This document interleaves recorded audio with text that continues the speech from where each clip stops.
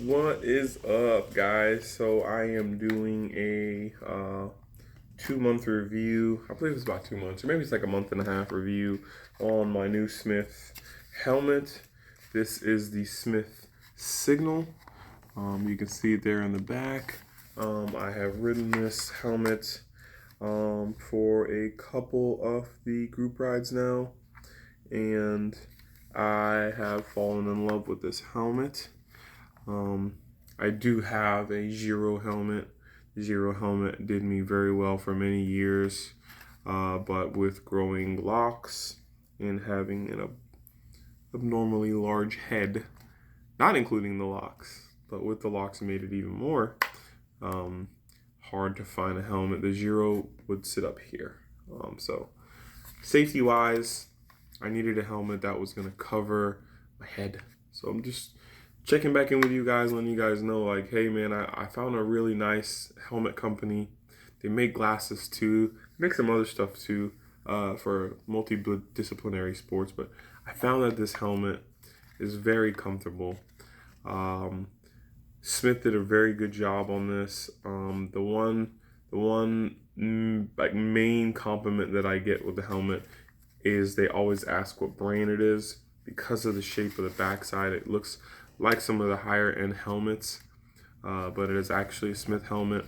Very price point. Smith did an incredible job of keeping this price point and not giving you name buying versus quality. So very good shell. The shell is a little thick to the front here, but again, it's just more shock absorber for my head. I'd rather have that anyway.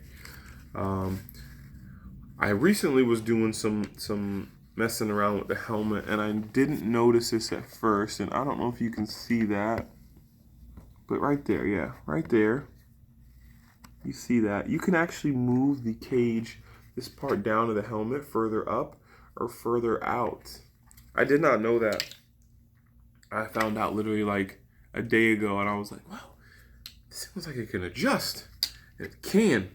It's awesome. So I'm gonna be adjusting mine down, probably this video, in preparation of putting my bike back together when I get home. So I like the helmet still. Pads are very much still intact. You know, I do my 4.5 mile ride every day to work, 8 miles to 10 miles a day when I'm working, and then usually I'll do a couple group rides a week. If you know, permits and my body's not too tired from work, I typically try to get up where I do the trainer. Trainer obviously not requiring a helmet, but you know, I try to get some group rides in, or even some solo runs to the bike shop and stuff like that.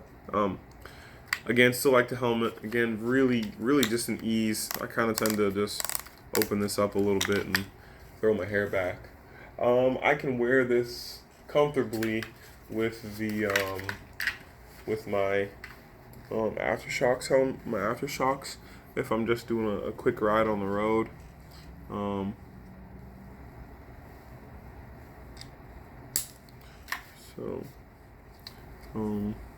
There is a rubber band somewhere here that's like stays attached to this thing, and just I haven't rolled it out, so you're gonna see it hanging a little bit there. So really comfortable. Like I can kind of move this stuff out of the way and kind of get that good fit there.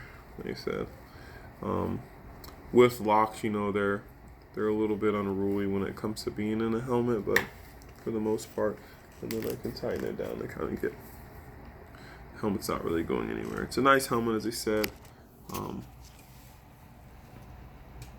Fits really well, and I haven't dropped that back yet. I'm honestly thinking I don't think I'm gonna drop it. I think I'm gonna leave it where it is, and it doesn't allow the locks to move forward or kind of be annoying. The kind of locks kind of sit back behind you. And there's one little rebel here that doesn't want to participate. But for the most part, I like the helmet. The one thing that I really was wanting to explore more of is where I can properly mount a headlight or a tail light. So I haven't quite figured that part out yet.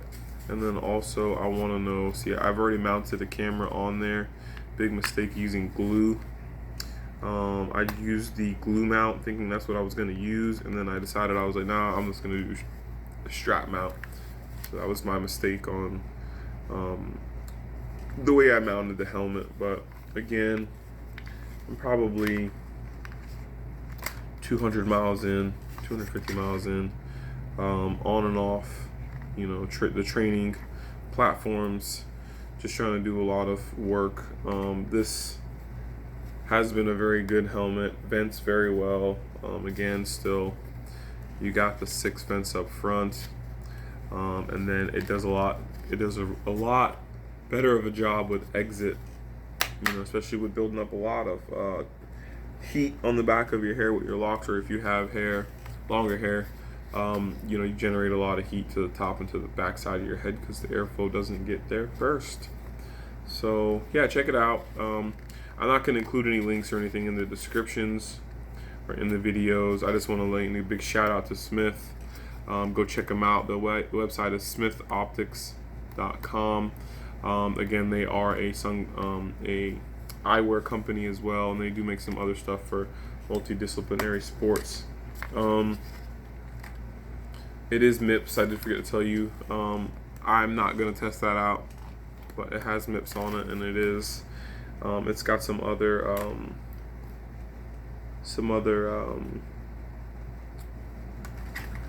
certifications as well. So yeah, if you guys want some questions answered about the Smith helmet, this is the Signal Smith.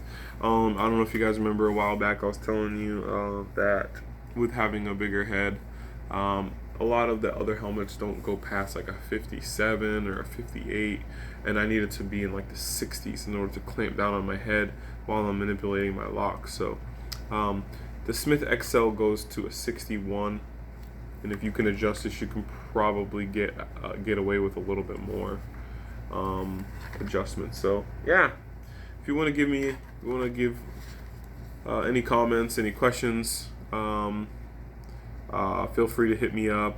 I'll try to get back to you as quick as possible on the fit. I may play around with dropping this bottom cage, as I said, later, and when I get home and do some rides. Other than that, peace.